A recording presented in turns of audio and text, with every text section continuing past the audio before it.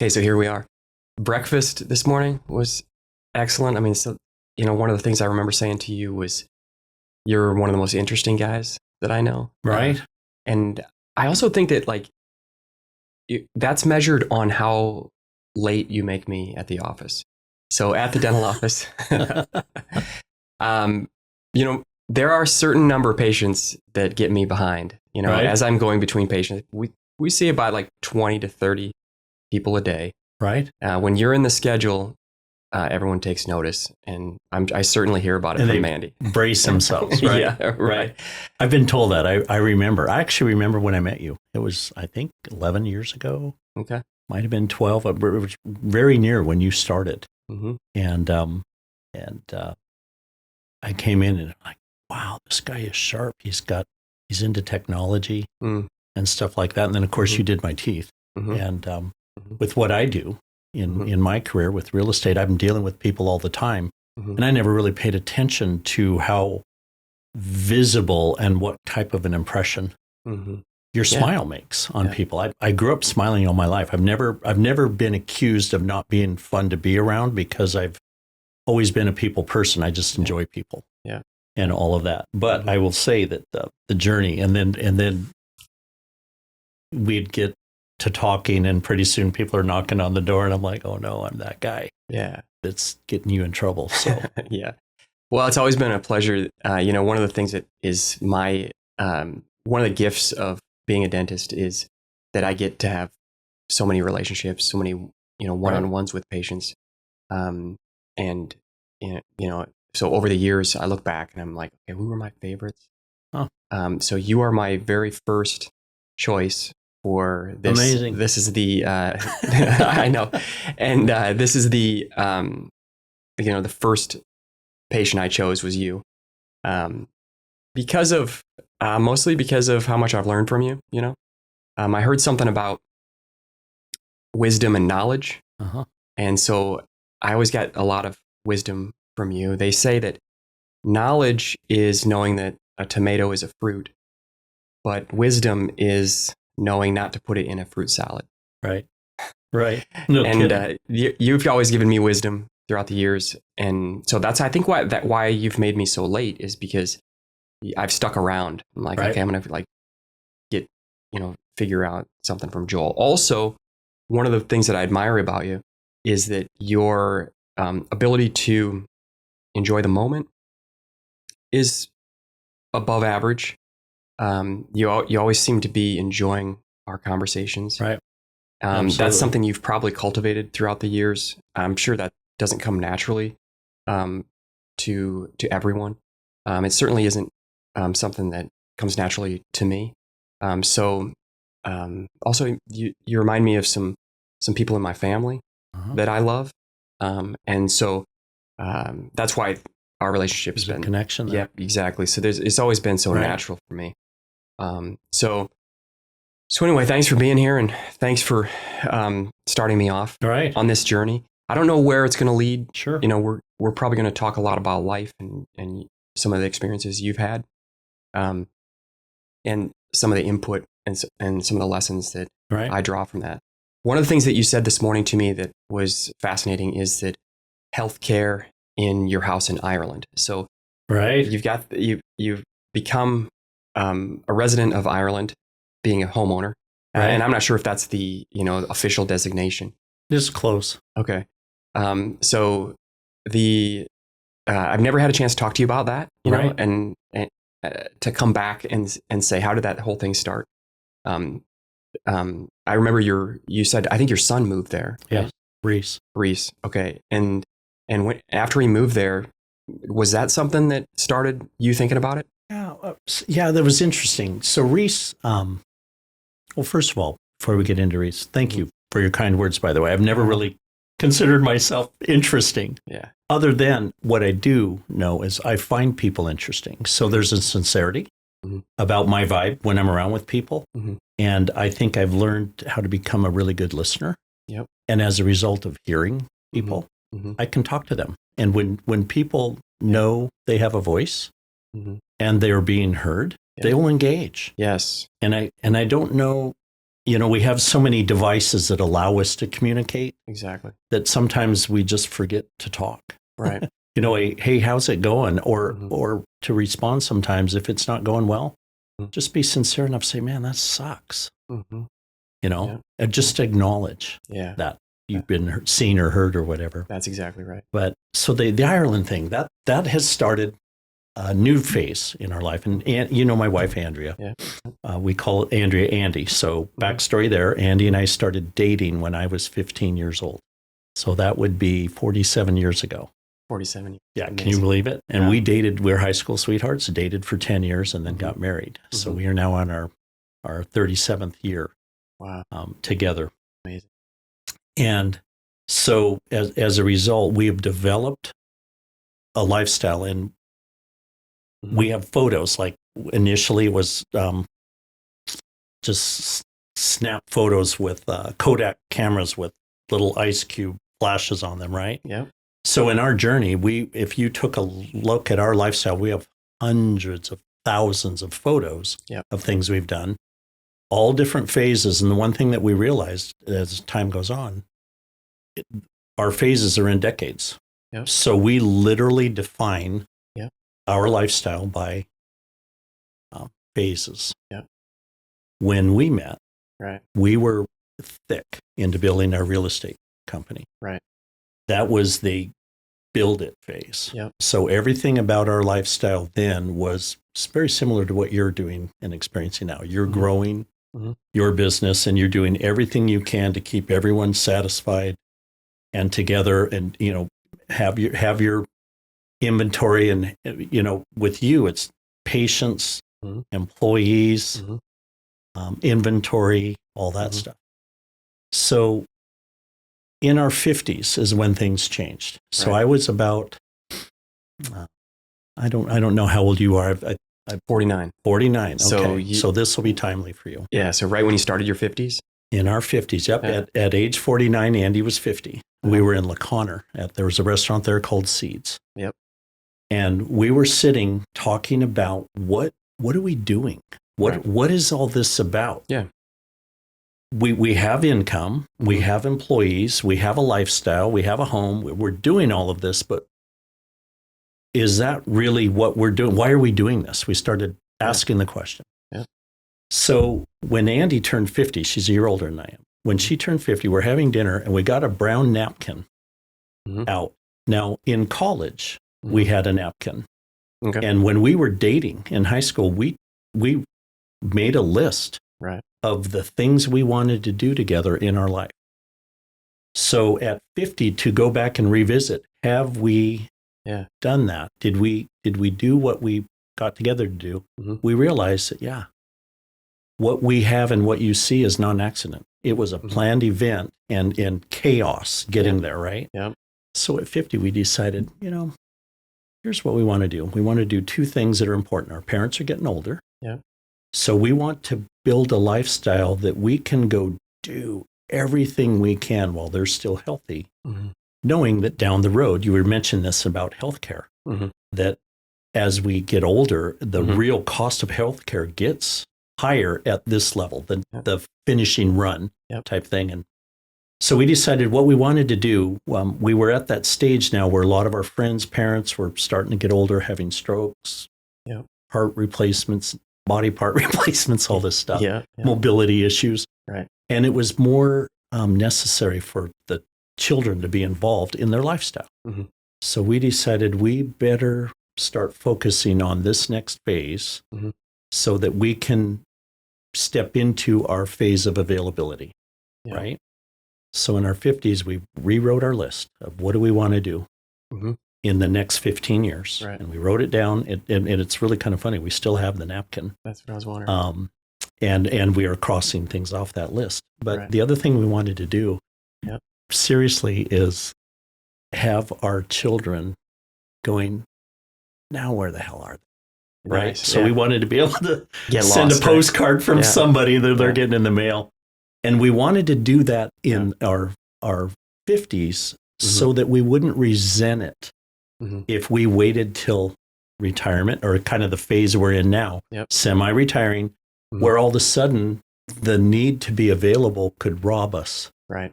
of making that happen. Mm-hmm. So said all that to say this, what we didn't anticipate was a pandemic. Yep. So that changed things a little bit because it changed how everyone was moving around. That's true. Not just here, but in the world, how business was being done. There was a lot of angst and fear. And the whole idea of not being able to go somewhere was weird, especially if your lifestyle goal was to travel. Right. Well, Reese and Rowan graduated. They were in graduate school in Scotland. And then when they got out of graduate school, because Rowan's parents, they're Americans living in Ireland, they had bought a 68-acre farm in County Cork. Okay. And in Ireland, historically, Ireland is, you see hedgerows and beautiful fields full of sheep and cattle, right? Well, at one point, it was a heavily forested island. And basically, over time, they logged it all to build the fleets and for England and all of that. So what Reese and Rowan are doing is occupying the home in Ireland and rewilding, they call it rewilding, the 68 acres. Really? So they are literally planting native plants, oaks, hazelnut, whitethorn, blackthorn, all this stuff. And that's what they're doing. We thought, it'd be kind of fun to travel to Ireland, but we didn't really want to go and couch surf with our 28-year-old, right? Yeah. So we thought, what would it be like to just, we know we want to travel in Europe. Yep.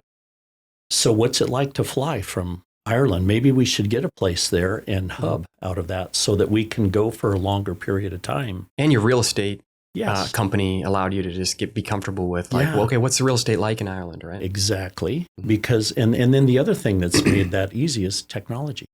Yeah. Totally. So back years ago, that we didn't have 4G and 5G and we didn't have Wi-Fi everywhere and we didn't have satellite and we didn't have Starlink. We didn't have all these things and apps that made it easy to be gone while you're still doing business. Right. COVID changed that. All of a sudden, now the people that thought that they needed to be with a real estate agent in an office somewhere to do real estate realized, no, I don't need to do that. I just need a phone and the internet and someone to represent what we need to do. And certainly we're not going to gather. So now electronic signatures and everything to do business became the norm. So that just opened the window for us to be in Ireland and still do real estate. I'm 8 hours ahead of everyone here. But they don't care where I'm sitting when I'm on the phone or sending them an email. They don't even know. Right. So there's a secret there, by the way, on what I just said. Andrea's the one that learned this years ago. Okay. Especially when you're busy. And I know, I watch, when I come in here, I'm just amazed at what your operation can do here in a 8-hour period of time. I can get a lot done, but that is a schedule that's just amazing to me on how that works. One thing that we realized is we don't tell people about our lifestyle, our clients. Yeah. Because they don't, I don't want to say they don't care, but they're the ones that are important, not us. Right. Right? Yep. So we just learned. It's not, traditionally, it's not okay. If someone's looking to buy a house, they want to go look at it, right? Right. It's not okay to tell them I can't do that because I've got a birthday party for my kid or grandchild. That's not allowed. Right. But if I say, gee, we can do that, but I am booked. I've got an appointment. And I can be available here or here, but I can't be there at that. Can we work that? Oh yeah, sure, no problem. Yep. Why? Well, because you're a professional, and of course you're busy if you're a professional, right? Yeah, exactly. So we've learned how to have that balance of work-life balance. That's pretty sharp. That's pretty good. Yeah. Yeah. And you're forgiven for that. You're forgiven for that. Yep. So anyway, we did the Ireland thing, purchased a home there, which is a whole different experience than buying a house here. I bet. And as a result of that, we're not citizens, but there are certain things that we do have access to. One is there it's a socialized medicine situation. So all residents of Ireland have health care. Okay. It's very old and established, so it's really interesting. You have some nice clinics, but Ireland's very rural. When you're outside of Dublin or Northern Ireland or Cork, the cities, you're dealing with 200 or 300-year-old buildings that they're doing this stuff in. But what we do have is they have health clinics and local doctors, and we have access to them. We can set up an appointment. Okay. If I need to get blood labs or whatever, I give them a call and they'll get me in a day or two later. Come on in, set up an appointment, get that done. Nice. It might cost $70 US to do that. Yeah. It's just, and you're dealing with the doctor that's going to do it. It's not, there's not a huge staff and all of that stuff. Hospital, any procedures that are needed, you can schedule those. And what's interesting, they don't have the apps. Like here we have apps where we manage our patient files and make payments and do all this stuff. There, everything's still done by the mail. Oh, really? So if there's an appointment, for example, just a routine a procedure that needs to be done at the hospital, they put you in the hopper, and then the hospital sends you a letter about 2 weeks before they're ready to book that procedure, and it's an offering for you to actually accept that appointment. Oh, really? So they don't even set the appointment for you. They just tell you, here's when we've got you scheduled. You need to call and confirm that you'll be here. Because if you're not, they'll next in line goes there. I see. That procedure, to me, as a foreigner, let's just say I went in and I had a endoscope. They went in and scoped my throat. Right. €89. So that'd be the equivalent, just shy of $100. Okay. Is what that cost was. I didn't need insurance. I didn't need what would you call it, in system. And that would cost what, like $3,000 in the US? Yeah, probably it would start at about $1,800 plus then all the other things that get tacked on with it. If there's a shot involved, there's another. Right? All the coding system. None of that. So in the $2,000 range, probably. Yeah. And those, times are changing. It seems like I hear a lot more about people settling in Portugal. Yes. And Ireland, something I haven't considered, but I'm curious. So there are benefits in all of them. Okay. Portugal's easiest on getting a visa that would allow you to stay there as an expat or a resident. Okay. Not necessarily a citizen. Right. So there's certain financial requirements in these countries. If you can prove that you are not going to be a burden on their system, then you can get extended stay visas. So like, for example, Ireland, it's 90 days. Okay. When we land, they stamp our passport, and then 90 days later, we have to be out of there. Now, we can travel out of Ireland into France or Italy, Greece, whatever. Okay. Any time in that 90-day period, but my window in Ireland is 90 days. I see. There are ways to get those extended where you can stay longer, but there's more you have to do. You have to actually prove to their system that you've got the ability to financially take care of yourself. Really? The most interesting thing about that journey in lifestyle, I guess I will switch gears and talk a little bit about lifestyle and balance. And by the way, I'll just keep talking and you interrupt me and change subject if you need to. Yeah. But there's a lot of things in our journey that got us to this point. Right. And the first one, and I'm going to go back because you and I, we spent a lot of time talking about work-life balance. Yeah, that's my favorite topic. And it's a great topic because, and by the way, work-life balance is not just one thing and everyone's got it. It depends on how old you are and where you are in your journey will determine what does that look like. Yep. So I will tell you, our first experience with work-life balance, it wasn't even called that when this would be 30 years ago. Sure. Work-life balance, what's that? I grew up, it's like you work your butt off. That's what you do, and you do what it takes. Yeah, what does that look like? There is no balance. Balance, self-care. Yeah. Now, I'm smiling and joking about that, but that is important. You know why I know that's important? Because 30 years later, I can look back and see what happened if I wouldn't have done that. Sure. And there's a lot of evidence of that. So, but I remember Andy and I, we bought our first house. I was 28, she was 29. Ian was born. So we bought our first house in 88. And I remember specifically, Reese was born in 94. Ian was born in 90. Mm-hmm. We got married in 88, so 7 years. I was 35 years old. Mm-hmm. And Andy and I were working hard. Yep. We were trying to hold it all together. I was working in a corporate sales position, driving 30,000 miles a year in my car, all over Puget Sound. Wow.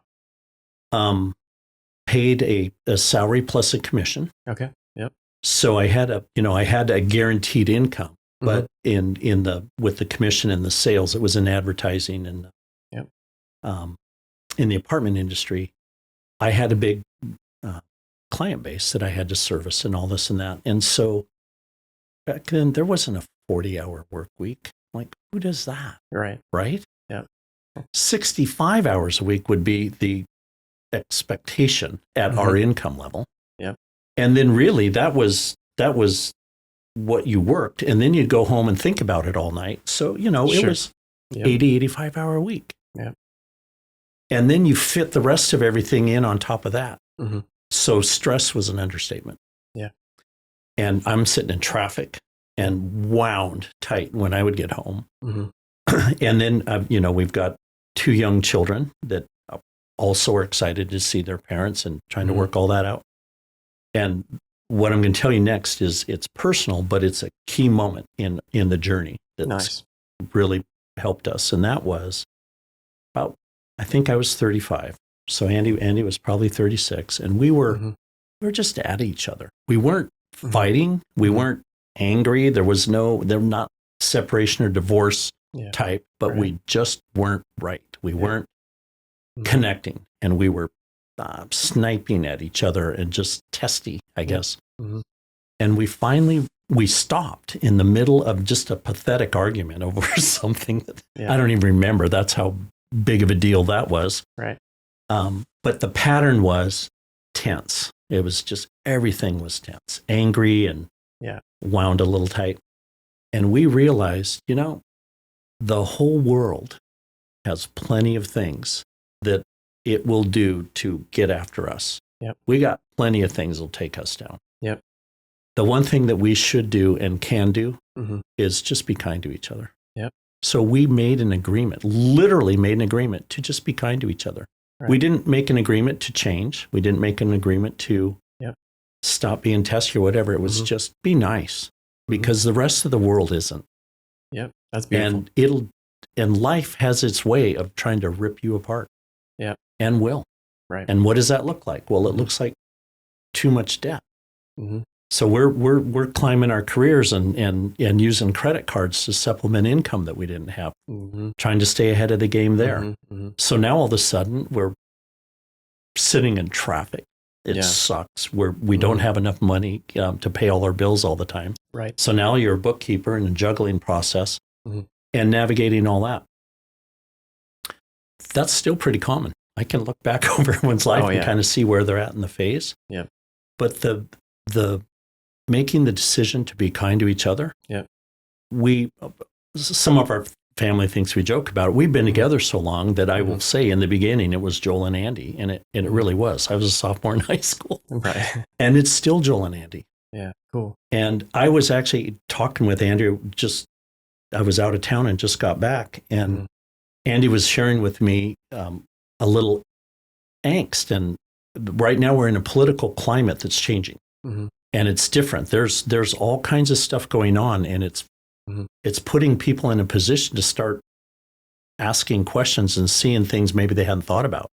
I'm learning things right now just watching the news of things that I've been wandering around, working, paying taxes since I had to when I started working, going, I've never heard of that. Right. What's that all about? Yep. And I looked at Andy and I said, so I understand all this. And yes, there's a lot going on. I'm totally intrigued right now with all of it. Right. I said, but remember, in the beginning, it was Joel and Andy. And it's still Joel and Andy. Yeah. So what really matters right now is what you and I are doing. Right. All the rest of this is going to do what it's doing. But we know just with time, time will fix things. Hey there, everyone. Thank you for joining us for this episode of the Blake Perry Podcast. We really appreciate you taking the time out of your busy day to sit down with us and to join us for this conversation.